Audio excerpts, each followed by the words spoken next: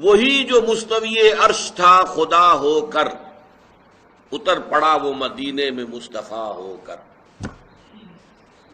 کیا ہے یہ؟ گاڈ انکارنیٹ، اوتار کا عقیدہ۔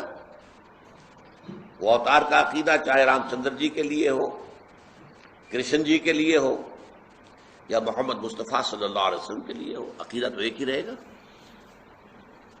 اور یہ آپ کے علم میں ہونا چاہیے، یہ شعر کس کا ہے؟ مولانا احمد رضا خان صاحب بریلوی۔ لیکن یہ بھی نوٹ کر لیجیے ساتھ ہی کہ ان کے مسلک کے ایک بہت بڑے عالم جو لاہور میں ہوتے تھے، مولانا محمود احمد رضوی، مرحوم، ان کا انتقال ہو گیا ہے۔ روزنامہ پاکستان میں ایک دفعہ ایک فورم میں سب سے پہلی بات کہ عرش پر اللہ تو بیٹھا ہی نہیں ہے، یہ تمہارا گھٹیا عقیدہ ہے کہ عرش پر اللہ بیٹھا ہوا ہے۔ عرش جائے خدا نہیں ہے بلکہ جائے رسول ہے۔ عرش تخت ہے، عرش مخلوق ہے، اور مخلوق پر اللہ قرار پکڑے اللہ کی ذات اس سے پاک ہے۔ اور یہاں خدا کس معنی میں استعمال ہوا ہے؟ خدا کے بہت سے معنی ہوتے ہیں، جیسا کہ پالنے والا، پرورش کرنے والا، مدد کرنے والا، امداد کرنے والا، لوگوں کی حفاظت کرنے والا۔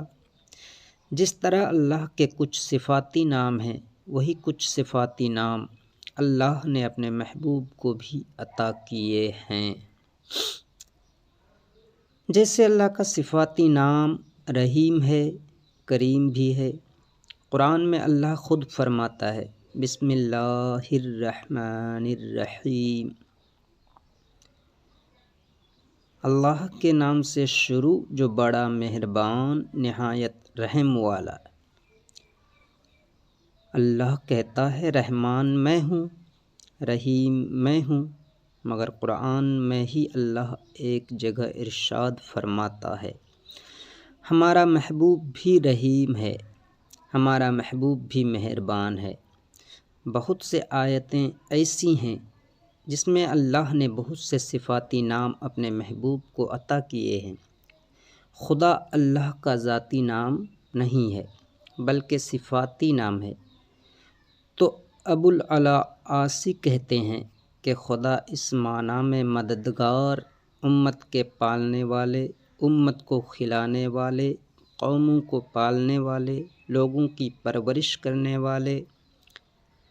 اس اعتبار سے ہم رسول اللہ کے لیے خدا کا لفظ استعمال کر رہے ہیں۔ اس کی دلیل یہ ہے کہ بخاری شریف میں ہے کہ بے شک اللہ خزانوں کا مالک ہے اور میں اس کا تقسیم کرنے والا ہوں۔ تو گویا ابو العاصی کہہ رہے ہیں کہ جب سرکار اپنی امت میں نہیں تھے، لوگوں کے درمیان بظاہر نہیں تھے، عرش پر جلوہ گر تھے، تب بھی وہ نعمتیں بانٹ رہے تھے، اور مدینے میں مصطفیٰ ہو کر آئے ہیں تب تو اور زیادہ نعمتیں تقسیم فرما رہے ہیں۔ رسول اللہ صلی اللہ تعالی علیہ وآلہ وصحبہ وسلم کو عرش پر بیٹھانے والے اعتراض کا جواب۔ اب اگر کوئی کہے کہ عرش پر آپ نے رسول کو بیٹھا دیا ہے تو میں کہتا ہوں کہ یہ تمہارا گندا عقیدہ ہوگا کہ عرش پر اللہ بیٹھا ہوا ہے۔ ہمارے نزدیک اللہ بیٹھنے سے اور اٹھنے سے پاک ہے۔ عرش پر بیٹھنا رسول کی شان ہے۔ اس لیے امام احمد رضا خان بریلوی نے ایک شعر میں فیصلہ کر دیا کہ وہی لامکاں کے مکی ہوئے، سرے عرش تخت نشیں ہوئے۔ وہ نبی ہیں جن کے ہیں یہ مقام، وہ خدا ہے جس کا مقام نہیں۔ خدا وہ ہے جس کا کوئی مکان نہیں ہے۔ اس کی شان تو یہ ہے کہ جب عرش نہیں تھا تب بھی وہ موجود تھا، جب عرش نہیں ہوگا تب بھی اس کی ذات موجود ہوگی۔ جیسے پہلے عرش پر بیٹھنے سے پاک تھا ویسے اب بھی پاک ہے، آئندہ بھی پاک رہے گا۔ رسول اللہ صلی اللہ علیہ وسلم کو خدا کہنے کی دلیل۔